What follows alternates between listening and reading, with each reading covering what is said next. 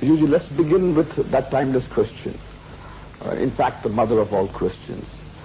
What is enlightenment? And how does one get it? And can you help us get it? Why do you call that mother of all questions? We have all for centuries been brainwashed to believe that there is such a thing as enlightenment. And I quested to achieve that for 49 years, and I got nowhere. And nobody helped me. And no encounter with anybody who claimed that he was an enlightened man never helped me. I ended up a misguided, misled, misspent man. And I did not know what to do with it. So the whole quest for enlightenment went out of my system. And suddenly one day, out of nowhere, it hit me that why have I been searching for 49 years what everybody is after? The mother of all questions, the mother of all quests, as you put it, enlightenment. I found that there was no such thing as enlightenment. There's no such thing as a freedom. There is no such thing as self-realization. No such thing as God realization.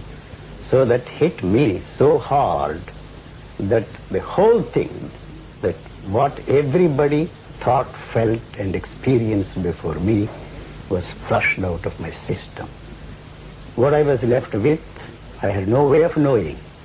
Even today, I cannot tell myself that I'm an enlightened man, I'm a free man, I'm a God-realized man, I'm this, that, or the other.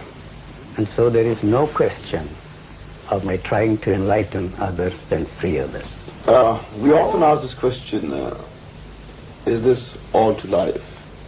I mean, just getting up in the morning, going to work, getting married, having children, having your favorite God on your altar, and then one day dropping dead.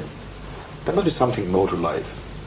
Is this all? If that is all, and I would go to any extent to emphasize and overemphasize, that's all, and there is nothing else there. So it is the creation, the invention of enlightenment, which is the ultimate pleasure of everybody, is the one that has made our lives miserable. So otherwise, this is all.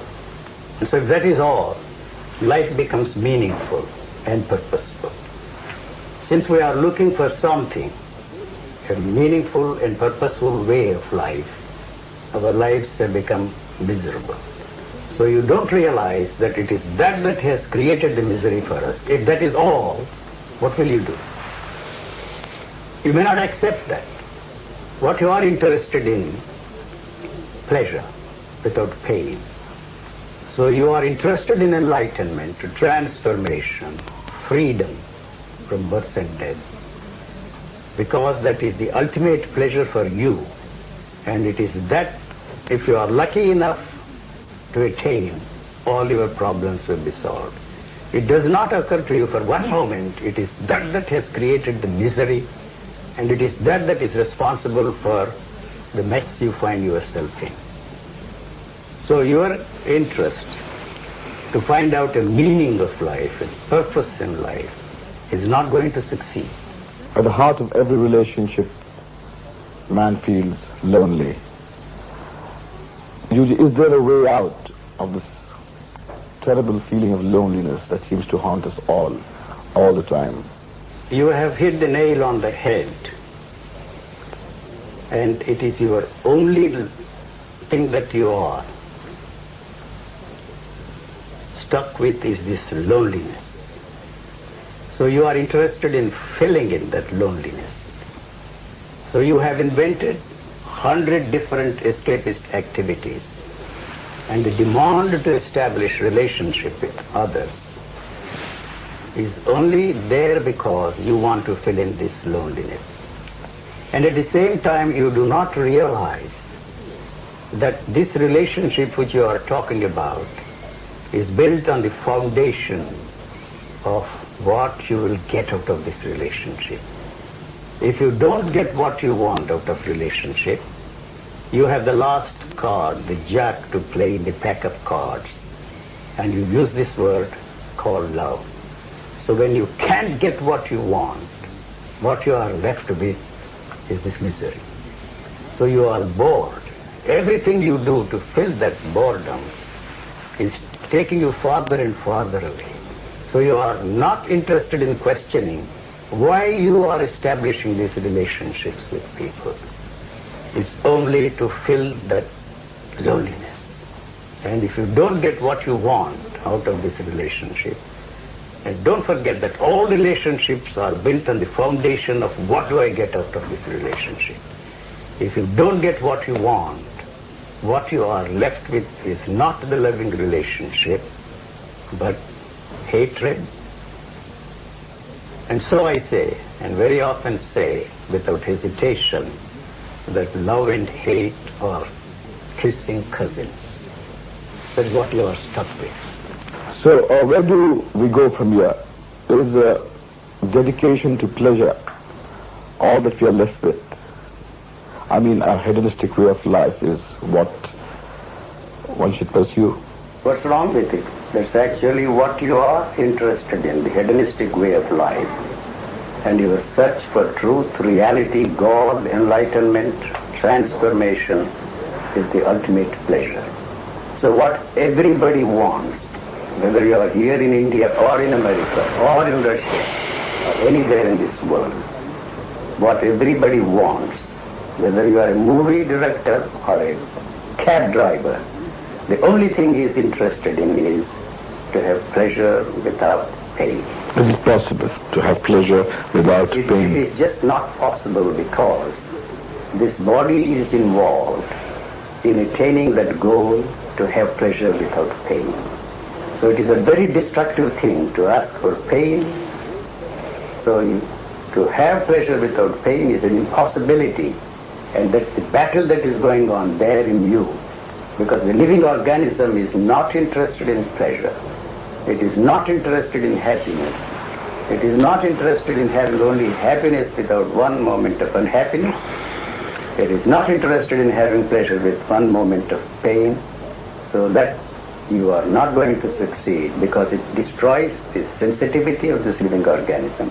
It is not interested in your happiness. People very well throw this question at me and ask me this question, are you happy? Because you think that you achieve this goal of enlightenment or whatever you want to call it. You think that that will give you permanent happiness and permanent bliss. We have been sold on that kind of a thing. We have been fed with that kind of a bunk for centuries.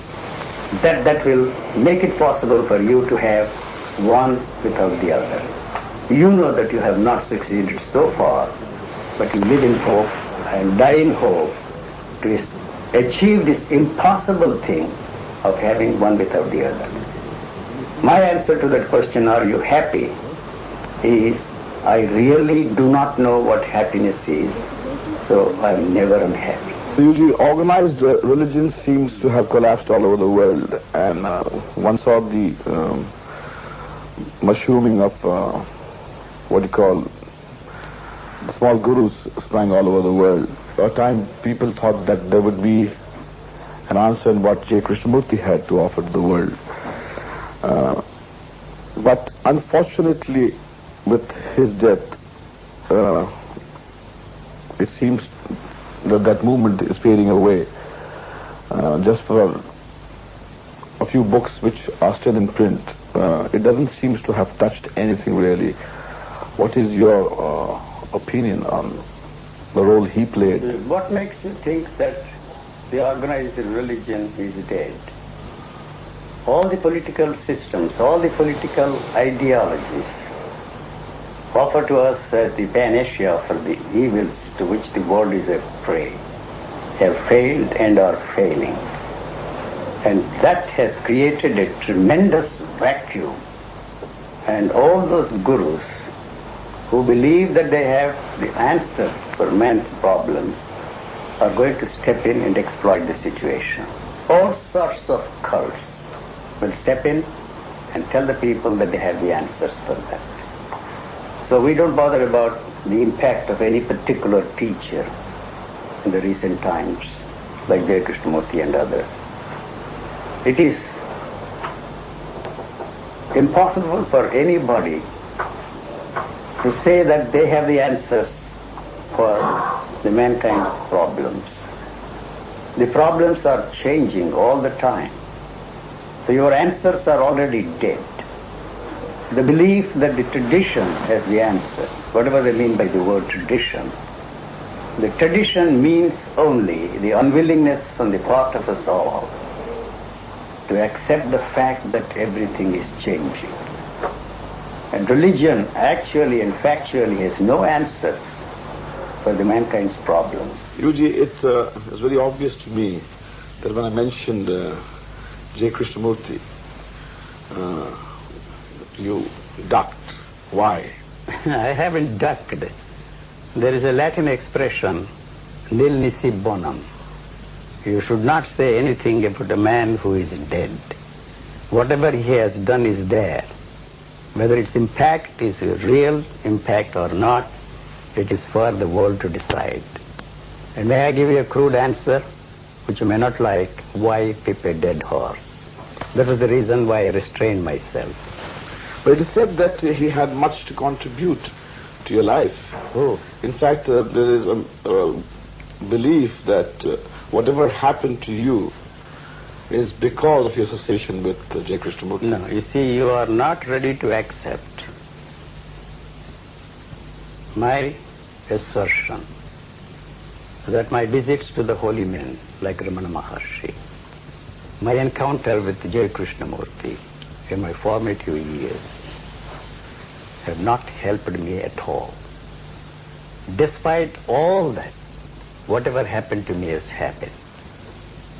I wonder why you don't want to accept the fact that my assertion that whatever happened to me has happened despite all that. But why you want to still believe that because of that, whatever I have come into is the result of my encounter with those people? You know the answer for that. You may not care for all that. You have left them all behind. But you have a tremendous investment in me and in what I am saying. So if you accept my answer that despite everything, that whatever happened has happened to me, you will lose me. So you don't want that to happen to you. That's why you keep asking the question over and over again and assert that my encounter with them all has resulted in whatever I have come into. All over the world, people are talking about psychobiology. That whatever solution to man's problems are within the framework of the physical organism. Desire, they say, is a hormone.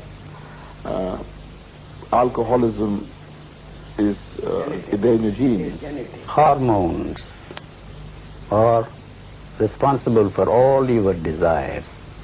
The whole ethical culture that we have built with a tremendous care is going to collapse. So you are not ready to accept that.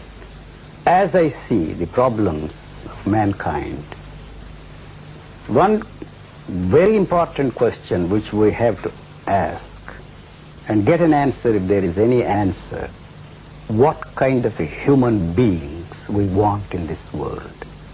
For centuries we have placed before them the model of all these spiritual teachers, and it is just not possible for everybody to fit into that mold and become Buddhas, Jesuses, Krishnamurtis, and the like.